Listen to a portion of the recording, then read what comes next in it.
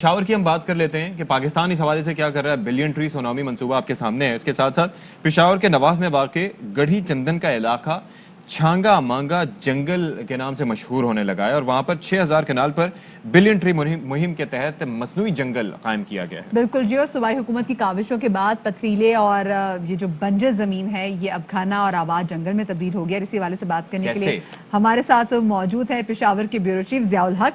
ज़िया, बहुत शुक्रिया आपने सुबह सुबह में ज्वाइन किया। ज़िया, जरा हमें बताइएगा, ये छांगा मांगा का जंगल है जो एक टाइम में बड़ी बंजर जमीन हुआ करती थी, अब हम देख रहे हैं आपके पीछे काफी हरियाली आ गई है। जी, तीन चीज़ें जिसका आपने अभी जिक्र किया, एक तो माहौलियात के हवाले से पाकिस्तान लीड ले रहा है, रोज़गार के ज़राए पैदा हो रहे हैं, और दूसरा ये ज़मीन जिसकी वजह से माहौलियात बेहतर हो रही है। और ये अगर ये घड़ी चंदन जहाँ पर मैं इस वक्त खड़ा हूँ, आज से 4-5 साल कबल ये बंजर ज़मीन थी, रेतीली ज़मीन थी। यहाँ पे सिर्फ ये मकामी लोग होते थे और यहाँ पर कोई ग्रास नहीं था। 4-5 साल के अंदर जो बिलियन ट्री सुनामी प्रोजेक्ट है उसके तहत यहाँ पे अब 32 लाख पौधे लग चुके हैं, दरख्त इसमें। और इसके अलावा जो है तो तकरीबन 60,000 जो है ये एरिया है जो पूरा वो इस जंगल का इसमें जंगल आबाद हो चुका है। और ये जो छांगा मांगा है, लाहौर का छांगा मांगा के 3 छांगा मांगों के बराबर है ये।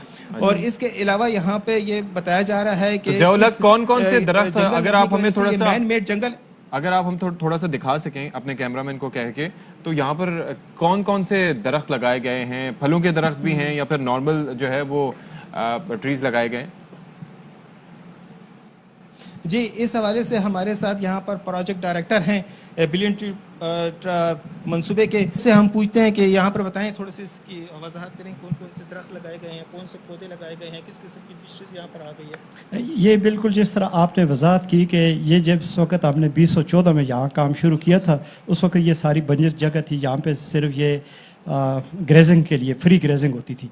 बामुश्किल हमने इन लोगों को मुतमईन किया, उनकी विलेज डेवलपमेंट कमेटी बनाई, और इस जगह जहाँ पे आज खड़े हैं आप, इंशाल्लाह ये जो 5 साल की हमारी जो काविश है बिलियन ट्री की, अब ये तनावर दरख्त बन चुके हैं।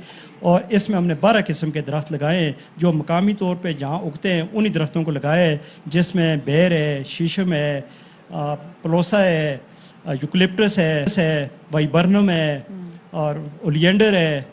इस तरह के हमने 12 किस्म के किकर है, और वो पौधे जो जहाँ पे लग सकते हैं, जो पहले तो लगे हुए थे, वो लगाए। यहाँ से एनवायरनमेंट पे कितना असर पड़ा है? सर, एनवायरनमेंट पे आज जून की 4 तारीख है, आप और मैंने वेस्ट कोट भी पहने हुए इस जगह पे खड़े हैं और हमें ये गर्मी का कोई एहसास नहीं हो रहा है। अगर कंपेरेटिवली में अगर पेशावर में हम खुली जगह पे जाएं और इस शजरकारी में जाएं तो मोर और लेस 2 से 4 डिग्री का फर्क है। और इस जंगल के लगने की वजह से कितने लोगों को रोजगार के जराए मिले हैं, कितने लोगों को बेहतर हुई है? सर, ओवरऑल अगर आप केपी की बात करें तो वो तो बहुत ज़्यादा, मोर देन 5 लाख लोगों को इनडायरेक्ट रोज़गार मिलें और 25,000 लोगों को डायरेक्ट रोज़गार मिलें। अगर मैं स्पेसिफिक जिस जगह पे हम खड़े हैं, ये 60,000 कनाल पे, जहाँ पे हमने 60,000 कनाल की जो जगह है जहाँ पे हमने 32 लाख पौधे लगाए हैं, इनमें 50 चौकीदार हमने परमानेंट रखे हुए हैं जिनको 6 साल से 15,000 रुपये पर मंथ के हिसाब से मिल रहे हैं।